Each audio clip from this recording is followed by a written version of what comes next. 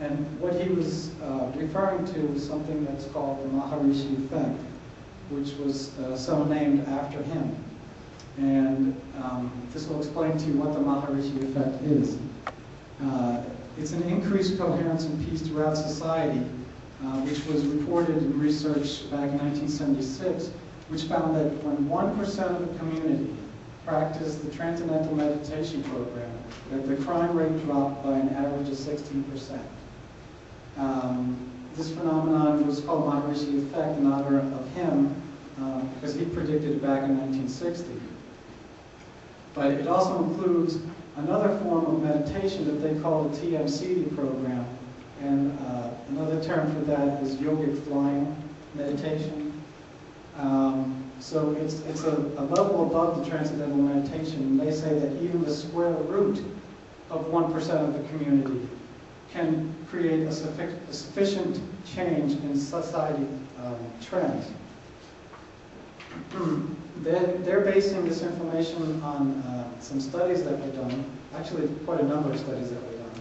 More than 50 scientific demonstrations were done, 23 that were published. And let's see. These studies use the most rigorous research methods and evaluation procedures available, including time series analysis, which controls for weekly and seasonal cycles or trends. You know, it takes into consideration the weather and society differences and when things are changing, poverty levels, all of that. But what they found with these studies were that there were decreases in crimes, suicides, accidents, fires, and unemployment at the time when the Transcendental Meditation Group was working in that society. And there were increases in stock markets, quality of life indices, things like there were fewer emergency room visits, people were healthier, all of these things that they found when there was a group, well, a large enough group, meaning 1% of the population was doing the meditation. One of the examples of one of the published studies is in 1993, they had 4,000 participants over in Washington, D.C. from June 7th to July 30th. And there was a lot of crime going on over there in Washington, D.C. They had Transcendental Meditation practitioners also, as well as TMC practitioners. But approximately 4,000 participants in that city, which would be enough to create the 1% or the square root of 1%. The police chief came on onto the TV saying that it would take 2 feet of snow to reduce the, oh, I'm sorry, I've got to go back. What they predicted was a 25% decrease in violent crime because of the meditators in the city at the time. The police chief came on to the TV saying it would take 2 feet of snow, mind you, it's July. It would take 2 feet of snow to decrease the crime by 25%. Well, what happened is after they did their experiment, they actually found out that homicides, rapes, and assaults dropped significantly, almost by 25%, exactly as they had predicted. There was no significant decreases in the HRA crimes in the 5 previous years. Meaning, they looked back through the records and they said, okay, well, you know, is there a precedent for this? Has this happened before where all of a sudden the crime just drops at a certain time? You know, maybe it's the weather, maybe it's something else. But they couldn't find anything that equated to that. So they have to assume that the meditators there were creating coherence, they were creating order, and they were creating peace in that community. And it was only 4,000 people. It doesn't take very much.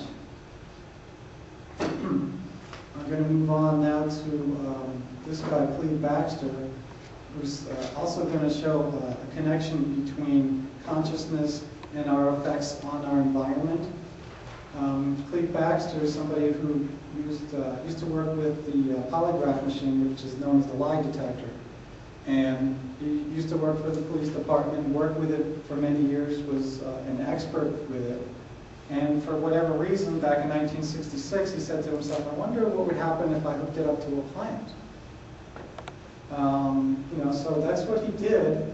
So he hooked it up to a plant, and he was getting tracings from the plant as if somebody who was hooked up to it, who was at rest, they were, in a good state and they were just at rest.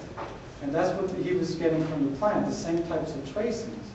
And he goes, okay, so now, if I want to see, like when you have somebody hooked up to a lie detector, you start out by asking them benign questions like what their name is and where they live and things like that, because you want to see what their normal tracings are like. And then you come out and ask them something about the crime that, supposedly they're connected to, like, were you there on the night the murder was committed? Did you pull the trigger on the gun? Those questions are asked to get a nervous reaction out of the person, make them feel threatened. And then you can see that difference on the polygraph. That's how they can tell if somebody's lying. That's what they base it on anyway, because our emotions give out, it changes our electromagnetic fields, and the polygraph machine reads that. So he was saying, well, how can I do this to a plant? Well, he came up with the idea that he was going to burn one of the leaves. And what you need to pay attention to here is that he thought about burning one of the leaves. As soon as he thought it, the polygraph machine started going crazy. He didn't actually do it physically. He just was thinking about it. He did eventually go and burn the leaf on the plant, and then he left the room because he didn't want himself to be affecting anything. And the plant kept going crazy until he completely left the room. It's just, what this is showing and what it's telling me is that we are sending out information to our environment, to our consciousness, constantly, and we just don't even realize it. But there's other things in our environment that do realize it because they're picking up on it. A good example is Cesar Millan. If people are familiar with him, the dog whisperer, what does he always talk about? He always talks about your energy. The energy, your energy. The animals reading your energy. He always says that. He's always talking about that. And you see how he works when he's with the dogs. They seem very different around him. It's his energy. They're reading it. He also did a test with brine shrimp. He wanted to see if the plants would react to something happening to brine shrimp. He set up this experiment where brine shrimp would be dumped into boiling water on a timer, because he didn't want to be in a room and he didn't want to be affecting things with his own energy. So he set it up on a timer. He hooked up the plant to the polygraph machine, and later on when he came back to look and see, because he knew at what time the brine shrimp was going to be dumped into the boiling water and die, he saw a reaction from the plants. The plants were reacting to it. There is a communication that's going on, a subtle communication that we can't measure, we don't know what it is, but it's apparently going on. He also did experiments with bacteria where he had 2 containers of yogurt. And in one containers he put the probes for the polygraph machine. In the other container he put antibiotic to kill the bacteria in there. The bacteria in the other container that was separate, I mean there was no communication that you could think of that was going on, were reacting like a person would react if they're being threatened on the polygraph to the death of the bacteria in the other container.